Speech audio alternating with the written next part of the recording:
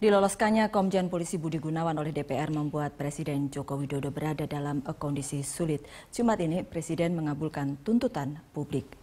Mas Kara, mengabulkan tuntutan publik, kalau Anda tadi bilang inilah, ya sudahlah ini paling aman gitu ya, untuk Presiden dan untuk semua. Betulkah begitu? Ini mengabulkan tuntutan publik atau memang? Saya kira ini solusi sementara. Solusi sementara. Pak Nunung, ya. Cuma yang mungkin ingin saya garis bawahi adalah meskipun saya mendukung keputusan ini, tetapi saya rasa kita semua harus mengingatkan bahwa ini sebetulnya tamparan yang saya kira sangat keras untuk Presiden Jokowi. Ada ya dulu pendukungnya yang bilang bahwa ini katanya nabok, nyilih tangan. Tapi kalau menurut saya enggak. Nabok nyilih tangan maksudnya Presiden meminjam tangan siapa? KPK, tangan KPK? Tapi kalau menurut saya yang tertabok adalah sekarang Presiden ini yang Jokowi tertabok sendiri. Presiden. Karena apa? Karena menurut saya begini, begitu ya. Saya kira jelas Presiden Jokowi melakukan kesalahan. Buat saya itu sangat jelas. Karena apa? Karena sebetulnya Presiden Jokowi tahu persis bahwa Pak Budi Gunawan sudah dicoret oleh KPK, sudah diperingatkan oleh PPATK bahwa pada saat menjadi calon menteri, bahwa ada kekayaannya yang sangat diragukan kewajarannya. Anda tidak melihat bahwa desakannya begitu kuat dari partai pendukung misalnya, itu yang disebut-sebut. Betul, gitu kan? tapi dia kan presiden, dia kepala negara. Kalau mau bilang hak prerogatif, saya kira pada saat inilah seharusnya dia menyatakan bahwa saya punya hak prerogatif, dan menurut saya persoalannya terlalu prinsipil gitu, ya kan? Saya kira terlalu telanjang, terlalu blatant, terlalu nyata gitu bahwa 57 miliar anaknya berumur 19 tahun katanya mendapatkan pinjaman dari pengusaha, itu saya kira terlalu luar biasa. Walaupun sudah ada clearance dari kepolisian ya. Tapi itu clearance kan untuk data 2010. Untuk data terbaru saya kira jelas bahwa KPK dan PPATK memberikan tanda merah. Ini juga bukti ketika Pak Ikrar tadi mengatakan hak prerogatif itu ada batasnya juga. Iya, banyak yang marah kepada Presiden tentang upaya untuk terus memajukan BG ini sebetulnya. Tapi saya ingin mengatakan satu hal, ini kan kata kuncinya itu menunda. Iya, itu ditegaskan soalnya. Jadi menunda, dan itu berarti masih ada yang tersisa. Jadi kita tidak tahu, tapi kalau nanti BG betul-betul dihukum dan mempunyai kekuatan hukum yang tetapkan, berarti itu sudah jelas. Itu beda halnya ya. Itu sudah beda lagi begitu kira-kira. Iya, tetapi karena BG sudah lolos dari DPR, dicalonkan oleh Presiden dan lolos dari DPR, mau tidak mau, ya masa iya sih Presiden kemudian enggak, saya salah gitu. Pak Ikrar. Jadi begini, memang sebuah keputusan itu begitu masuk ke DPR kan sulit untuk ditarik. Ditarik lagi, ya. Ya. Tapi kita juga tahu ya, pasti beberapa pembisik itu seperti juga Machiavelli pasti mengatakan bahwa sebuah keputusan yang udah diambil jangan diubah hanya gara-gara adanya tekanan politik khususnya dari masyarakat. Sebab kalau begitu nanti Presiden dianggap lemah. Tapi buat saya keputusan malam ini membuktikan bahwa Jokowi itu masih seorang yang rasional, ya. Jadi dia berpikir karena dia tidak menjalankan keputusan yang sudah dibuat oleh DPR, tapi justru menjalankan yang lain, ya.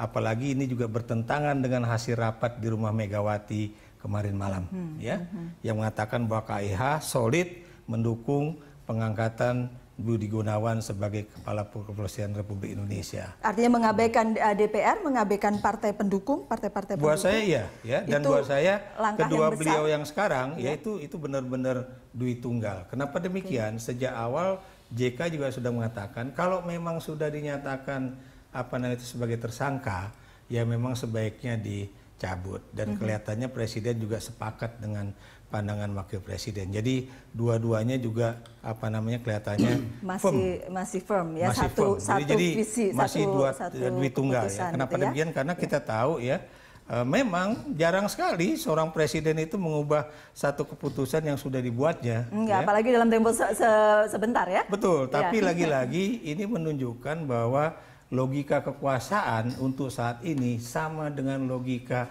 masyarakat, khususnya para pendukungnya, khususnya mereka-mereka yang ingin melihat institusi Polri tidak dipimpin oleh seorang koruptor. Paling tidak ini sekarang ini tersangka. Tapi buat KPK, Pak Bibit, buat KPK ini mempermudah mungkin ya putusan Kepres ini. Saya kira ketika Pak Budi Gunawan ditunda. Ya, saya kira KPK akan jalan terus, walaupun sulit akan jalan terus.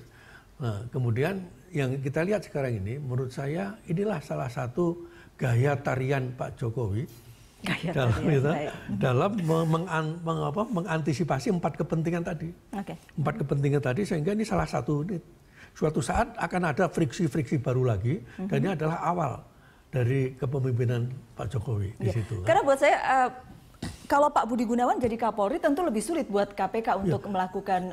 Bagi KPK nggak ada alasan. Dia nggak ada alasan apapun yang akan terjadi, dan ada gium hukum yang ada di lingkungan penegak hukum yang bersih. Ya. Hukum harus ditegakkan walaupun langit itu roboh. Semua ahli hukum pasti akan bilang begitu. Padahal hari-hari kemarin kita bilang, banyak orang kemudian mengatakan ini cicak lawan buaya versi kedua, Bang Don. Orang mengatakan akan seperti itu. Tapi yang menarik untuk saya, ini dalam kasus BGD, semua orang seperti saling jorok-jorokin. Ini apa namanya? Jorok-jorokin bukan jorok kotor ya, tapi bukan jorok kotor mendorong, tapi mendorong orang untuk masuk ke dalam perangkap di mana kemudian BG adalah objek permainannya.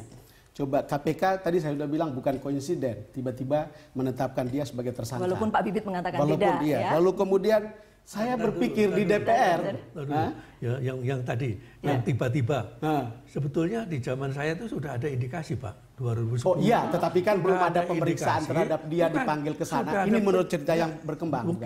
Sudah ada penyelidikan Pak, bahwa ada indikasi kuat bahwa dia bisa dijadikan tersangka. Gitu, sehingga sekarang ini diulangi lagi. Artinya mestinya kan kenapa tidak 2 bulan lalu, 3 bulan lalu, dan pas saat itu yang saya katakan bahwa kok ini seperti saling gitu ya. Karena setelah dimajukan sebagai calon menteri kemudian, tapi sementara presiden juga tahu bahwa status BG seperti itu masih berani mengajukannya. Yang menarik DPR. Saya semula membayangkan KMP akan menolak. Tapi kok PKS manis terima, Golkar manis sekali menerimanya, Gerindra yang kita anggap sebagai salah satu inti dari oposisi sana manis juga menerima BG. Ya ini kan cerita yang menurut saya ahli politik. Bang Don melihatnya sebagai ini sudah jerumuskan saja. Saya menjerumuskan semua orang sana. Ya pasti Pak Don Bosco tahu persis ya bahwa biar bagaimanapun ada keinginan-keinginan supaya pemerintahan Jokowi itu tidak bertahan 1 tahun. Ya. Dan itu buat saya ini juga bagian dari jebakan politik ya.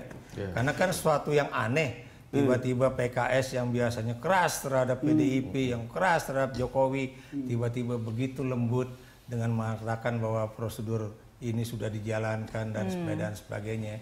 Demikian KMP yang biasanya juga keras terhadap KIH itu seolah-olah bermanis-manis ria. Tapi kan Anda tahu kan, kalau saya misalnya politisi dan Anda politisi, kalau saya kemudian senyum-senyum dengan Anda, baik-baik dengan Anda, belum tentu itu saya ingin mendukung Anda. Bisa saja itu betul.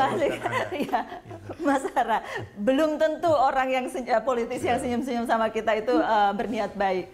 Anda termasuk yang mendukung itu dijerumuskan begitu kan? Iya, jadi saya sejak awal berdiskusi dengan teman-teman, saya kira kalau Presiden Jokowi ngotot melantik Komjen Budi Gunawan, saya kira jelas-jelas dia melanggar sumpah jabatannya yang menyatakan bahwa saya Presiden Republik Indonesia akan menjalankan Undang-Undang Dasar, Undang-Undang dan segala ketentuan seluruh-seluruhnya. Saya kira itu jelas pelanggaran, dan kemudian sumpah jabatan diatur di Undang-Undang Dasar 45. Jadi saya kira jelas sekali bahwa Presiden Jokowi melakukan pelanggaran terhadap Undang-Undang Dasar 45 pasal 9. Jadi saya kira terbuka lebar peluang untuk, bukan hanya secara moral, tetapi saya kira peluang untuk katakanlah upaya-upaya yang memang menginginkan seperti yang tadi disinyalir oleh Pak Ikra, saya kira terbuka. Iya. Dengan keputusan Presiden ini, hubungan KPK dengan Presiden tampaknya masih cukup baik ya Pak Bibit kalau melihat itu. yang seharusnya ya memang harus baik. Seharusnya harus baik. Karena kemarin itu kan kesannya presiden menyatakan mencalonkan BG, kemudian KPK mengumumkannya sebagai tersangka dan sampai sekarang belum ketemu loh. Enggak, sekarang kita kembali lagi pada awal pembentukan KPK. Gitu. Sekarang ini kan dikembangkan bahwa KPK itu nggak perlu ada lah gitu ya. Gitu. Karena apa juga setiap saat seperti itu. Dan itu bukan hanya suara oposisi, Pak, iya. tapi juga suara itu yang mengkhawatirkan sebetulnya. Sehingga dulu tuh apa sih kenapa kita membentuk KPK setelah reformasi ini, gitu kan? Karena penegak hukum nggak jalan dalam penindakan korupsi itu nggak bener gitu. Sehingga KPK ada, lah setelah KPK ada, loh kita tuh hebat loh, membuat undang-undang itu luar biasa. Ya, TAP MPR ada, undang-undang 31, tambah lagi 20, tambah lagi undang-undang nomor 2 untuk KPK itu 2002. Nah, itu akhirnya tanggal 30, nomor 30 2002 itu. Untuk apa kita buat? Nah kalau sekarang ini akhirnya KPK sudah melaksanakan dengan benar-benar. Kemudian dulu waktu zaman saya itu ada suara juga, KPK itu anak durhaka katanya. Pak Bibit, lebih dari situ ada satu hal yang kemudian menjadi pembicaraan juga kemarin itu ketika Pak Budi Gunawan jadi tersangka. Masih banyak tersangkanya KPK yang belum maju ke proses selanjutnya, tidak ditahan pula gitu. Kan KPK ada kepentingan dong.